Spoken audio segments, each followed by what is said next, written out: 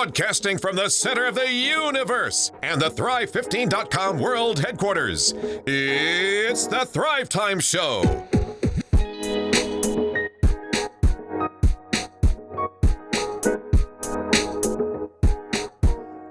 Thrive Nation, welcome back to the conversation. For many of you who have heard about the Thrivetime Show, you found us on iTunes or you found us on Stitcher, or maybe a friend referred you to us for the first time. Welcome to the broadcast. What we do on the Thrivetime Show is we provide you with business school without the BS. And I'm excited because I'm going to let Marshall Morris lead the way on today's topic.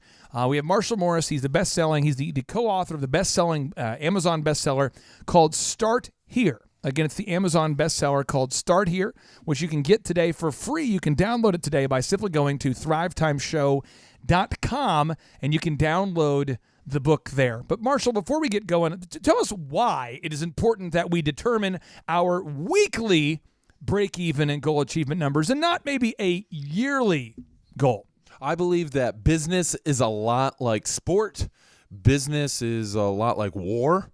And between sport and war, you got to keep score. And so if you're not keeping score, then how do you know whether or not you're winning or losing, whether you're profitable or losing money? You got to have some type of identifier for where you're at in the business. So Stephen Covey would say, though, to you, he would say, begin with the end in mind. Stephen Covey, this is the best-selling author of the 7 Habits of Highly Effective People. He says, begin with the end in mind.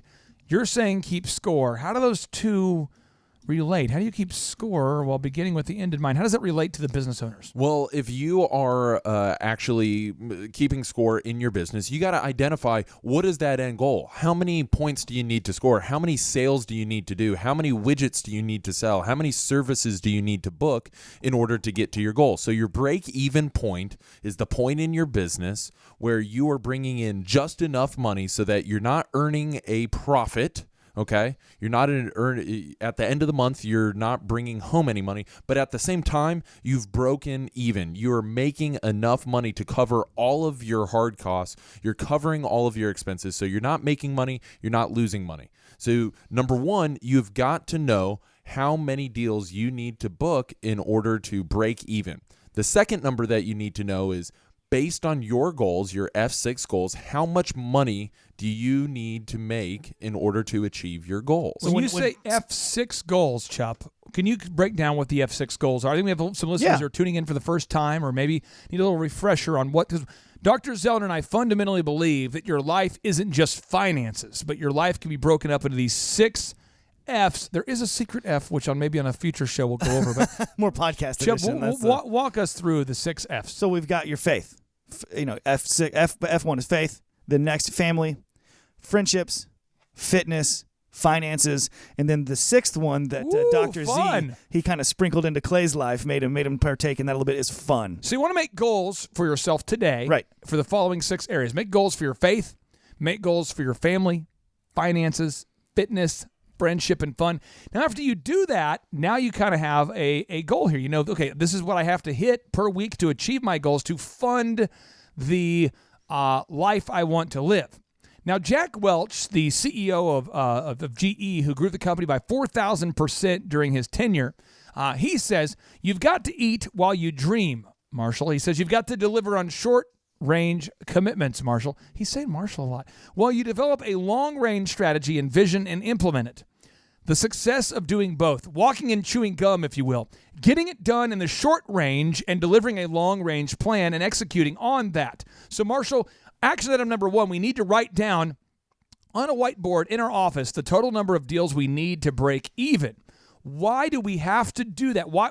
How does that keep us focused on the short term while we also focus on the long-term goals? Well, there's 2 parts about this action item that are important. Number 1 is you need to know on a weekly basis how many deals that you need in order to break even. That's the first part. You need to know what that number is. It has to be a very specific number. The second thing is you got to put it on a whiteboard. It has to be visual. You have to be reminded of it. Everybody in your office needs to be reminded of it on a weekly basis, because until you hit that goal, until you hit that number, But I don't want you're going to lose money. I don't want to write it down because I feel like every time I write down my goals on a whiteboard, they don't happen, and the office is like humiliated, and Chuff, it's depressing. You know, you just put it on the board. You're like, oh, I didn't do it again. You know, it's like, no, I don't set goals. You know. I like Marshall's metaphor for the scoreboard. Now, one thing that is super important when you have a scoreboard is that you actually have to look at it.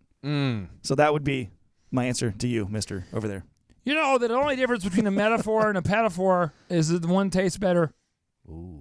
That's just deep thoughts right there. Wow. All right, so the next action item is you got to write down on your daily to-do list that you carry around the number of deals you need per week to break even.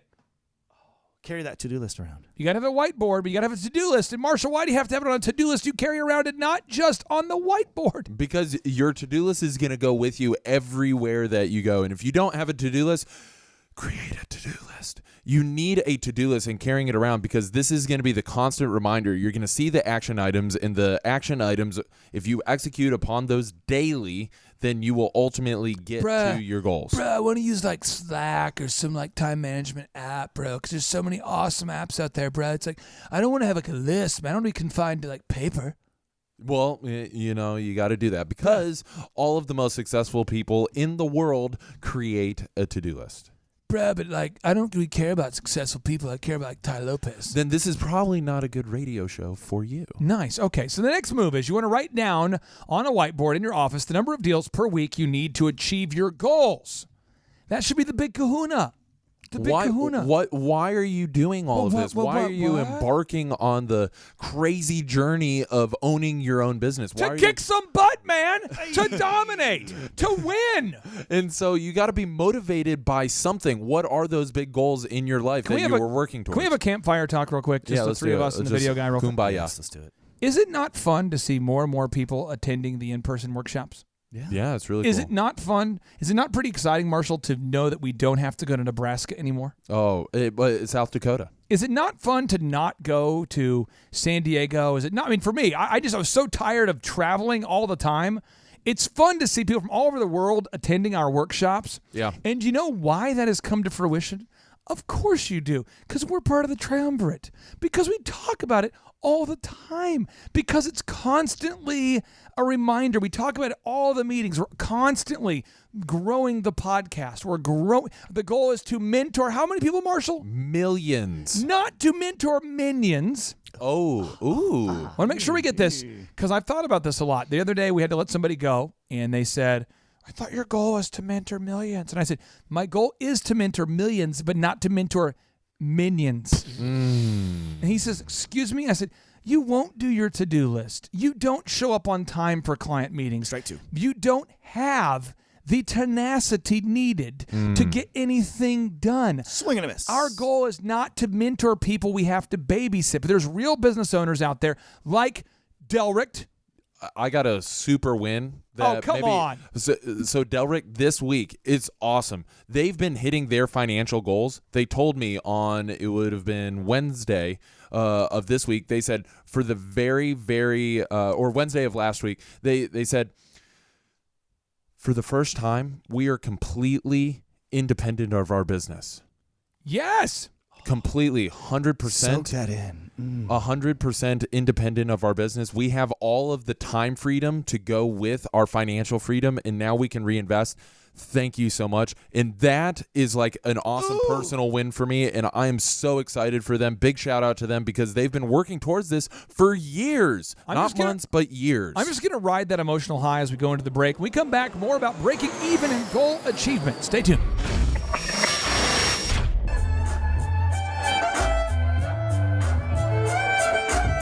To claim your tickets to the Thrivetime Show 2-day interactive business workshop for free, all you have to do is to subscribe to the Thrivetime Show on iTunes, leave an objective review, and send us confirmation at info@thrivetimeshow.com.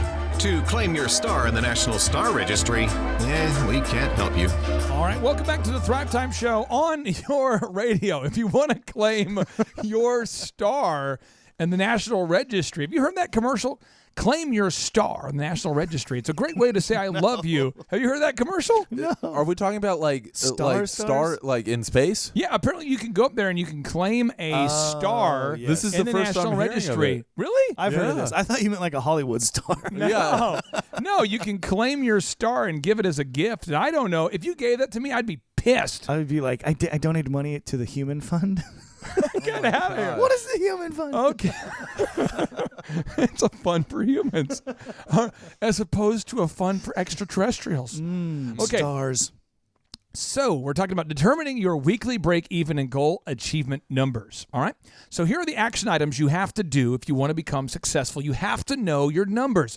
You got to know your numbers. If you're going to get pump into it the up, numbers. you've got to know your numbers. You must not You be got to ignorant get of the the numbers. numbers. You got to know. You got to pump them up. You have to make them huge chop. Lift the numbers. You got to write them down on the whiteboard. Okay, no, but seriously, you got to write them down on a whiteboard in your office. Step one, write it down on a whiteboard in your office.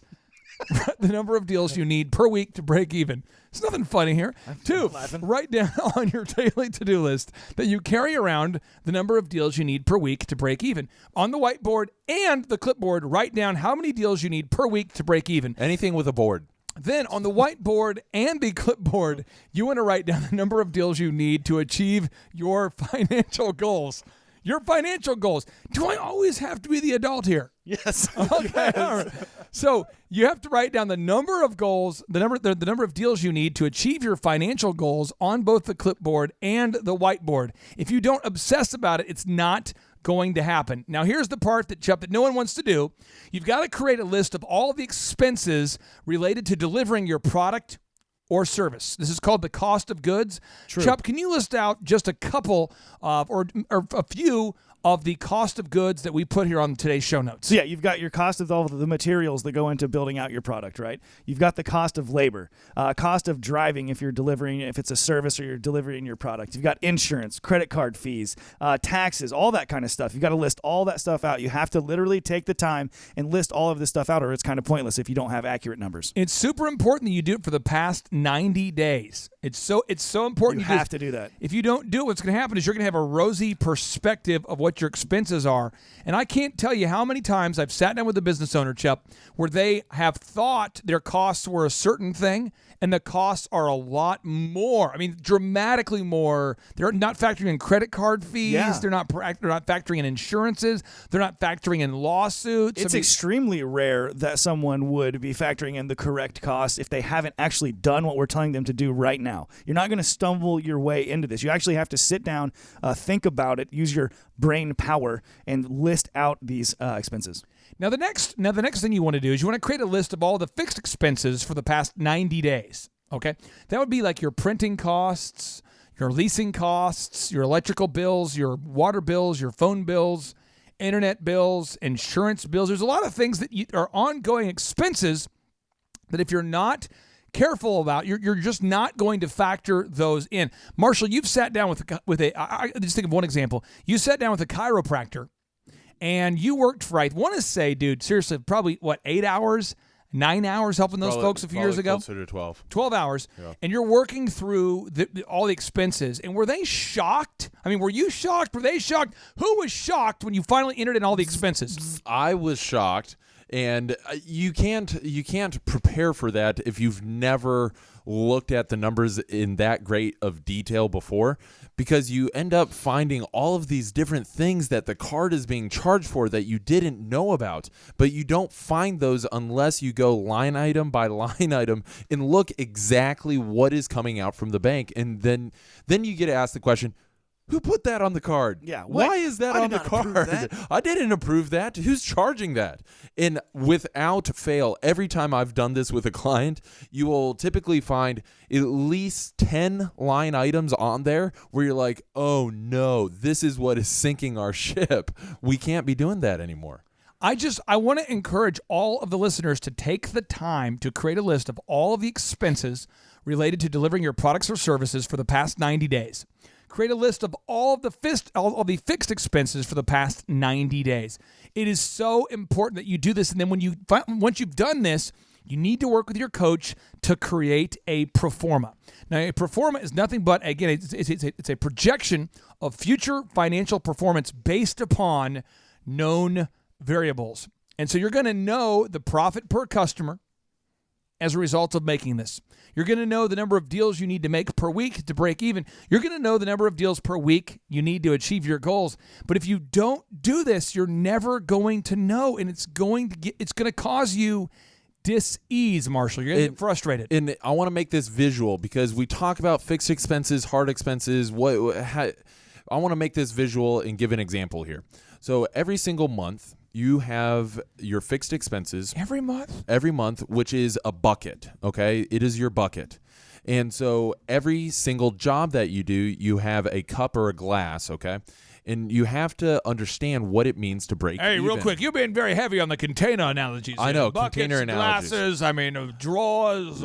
So your break-even point is how many times do I need to fill up my glass of profit? Okay, my glass is my profit. How many times do I need to take that and dump it into the bucket in order to get that water level to come to the top of the bucket? How big is that? If you have a bigger bucket, you're going to need to fill up that bucket many times with that glass. And so once you get into the habit of understanding that your profit per customers goes towards your monthly fixed cost every single month, you will become successful. You will understand your numbers. You will know what it means to break even on your business. So the other reason to build off of that this is super important is not only are you going to know your numbers, so you're going to be able to get your finances squared away, but this is also the first steps to scaling your business. You can use these numbers to then create key performance indicators to hold your team members accountable to that actually grow your business. And you can't do that if you don't know these numbers. There's no place to start. I want to bring the room down a little bit. Okay.